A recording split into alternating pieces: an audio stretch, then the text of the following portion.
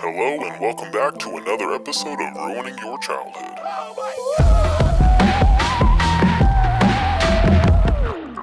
Welcome back to another episode of Ruining Your Childhood, one sculpt at a time. So apparently a couple days ago was National Pokémon Day. So obviously I had to go and emotionally damage at least one. Naturally, I'm going to be sculpting my second favorite Pokémon because my first favorite is maybe a little too phallic for YouTube. So today we're going to be sculpting the one and only Gengar.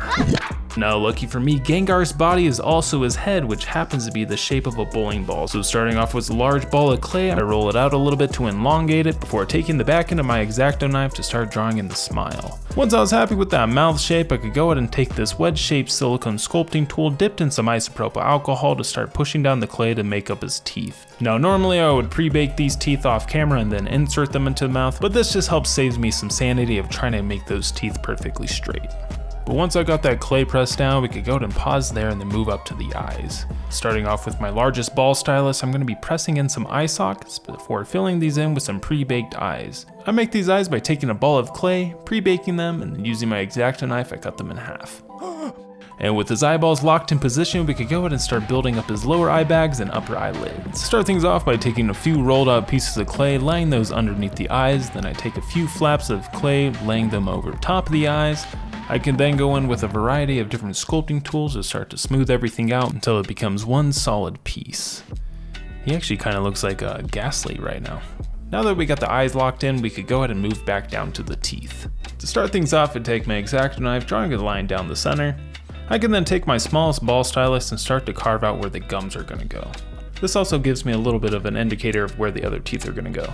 Now going off that center line, I start to draw on his other teeth, giving them a slight outward turn to make them fit in the mouth a little bit more naturally. To make these teeth a little bit more shapely, I'm going to be taking a wedge-shaped silicone sculpting tool, pressing it in between the lines, giving the teeth a nice natural round edge. And with all the basic structures done, we could go ahead and start adding in some detail. Using a variety of different silicone sculpting tools, we're just going to go around the eyes and mouth just to give it a little bit more character. To give Gengar a little bit more texture, we're going to be taking some liquid Sculpey, applying it to the face, then I take a paintbrush, dab that along the surface, leaving a nice skin-like texture. And with that, we could stick it in the oven for his first bake.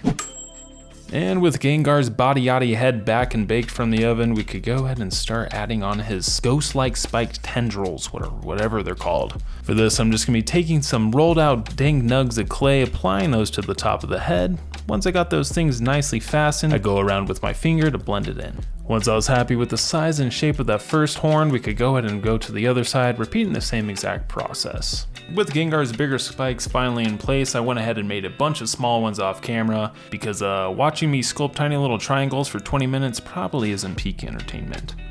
But before adding his little back spikes, we're going to be adding his tail by basically doing the exact same thing that we did for his bigger spikes, except I pre-shaped the spike this time, applying it to the back, rubbing it down vigorously to smooth it out. And with his tail in place, we could go ahead and start making his back look more reminiscent of a Stegosaurus by using those spikes that I made off camera earlier. And to make sure I don't accidentally crush these spikes, I'm going to go ahead and put it in the oven for another bake. When Gengar was in the oven, he did experience a little bit of tip burnage, so I'm just gonna have to be a little bit careful next time I put him in the oven. Anyway, next up on the agenda is his arms and legs. Since all four limbs are gonna be made pretty much the exact same way, I opted off for this dual screen action here. As for the limbs, I went ahead and started things off by applying a little bit of liquid Sculpey to the body, then taking a few rolled out dank nugs of clay, I apply those to the sides and the bottom of the body, then using my finger, I just go around blending it all in until it's one solid piece. Now that we got Gengar's arms and legs in their proper position, we could go ahead and start adding his feet. Start off by pinching and pulling the bottom parts of his legs to make these little duckbill shapes before taking my X-Acto knife, cutting little triangles out to make his cute little toes. After a little bit of pinching and refining, I was happy with how those looked, so we could go ahead and do the exact same thing for the other side. And to make the lower section of his body a little bit more interesting, I'm going to be taking a silicone sculpting tool, drawing in little strategic lines to indicate where his joints would bend. And with the lower section of his body complete, we could move back up to start working on his hands. For his hands, I'm just going to be taking a little disc of clay, then pretty much just mashing these little fingers. He only has 3, so there's really not too much going on. But once I was happy with the shape of the first hand, I went ahead and made the second one off camera. I could then take those hands, applying it to the end of the arms, then using my fingers and a sculpting tool, I go ahead and blend that in. After a little bit of detailing, we could go ahead and start adding some texture by using the same exact technique that we used before, using the liquid Sculpting and a paintbrush. And after slapping that on all nice and thick like, we could go ahead and pop it in the oven for its final bake. And with Gengar back from the oven and officially baked to perfection, we could finally move on to my favorite part, the painting process. I always like to start with a full base coat just to lock in those main colors, and for Gengar, that means purple. I mixed the shade by using light purple, prism violet, and a little bit of magic blue until it felt right. Or at least close enough for the Pokemon fans not to rip me a new. Anyway, now that this purple people eater has his purple base coat complete, we could go ahead and move on to his teeth. For this, we're going to be giving it a base coat of off-white because nothing says terrifying ghost creature like surprisingly decent dental hygiene. And to finish off the base coat colors of this bad boy, we're going to be painting his eyes with cadmium red. Now that the base coats are finished, it's time to actually bring this bad boy to life by using washes to build up the skin. I use a few different purple washes here that slowly shift more toward red, just to give Gengar some variation so he doesn't look too much like a giant grape. First, I coat the entire sculpt with a wash of prism violet. This is the darkest tone that I'm going to be using. It just helps make those cracks and recesses pop a little bit more. After letting it sit there for a few seconds, I went ahead and took a cloth and wiped it off the outer surface. Around the eyes and joints, I go in with a violet purple mixed with a little bit of cadmium red to add some warmth. This also helps with breaking things up and making him look more alive. And finally, to finish things off, I go in with a light purple dry brushing to catch all those raised details. This really helps to make the skin pop.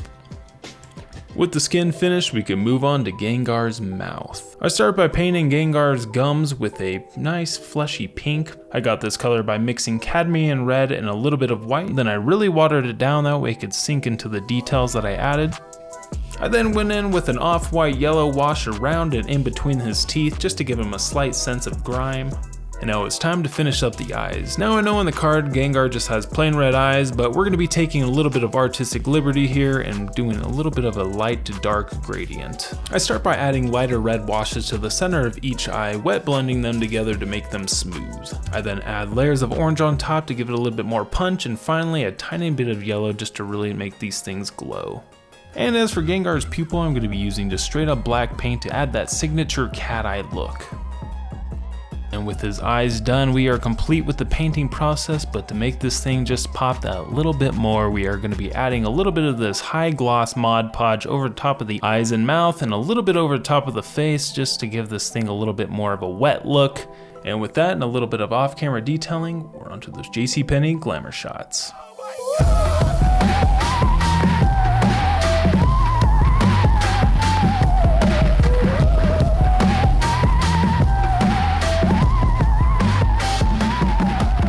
Thank you guys so much for watching the video. I hope you all enjoyed it. Don't forget to hit that like and subscribe button, and also leave a comment down below of who you would like to see me sculpt next. I'll see you next time.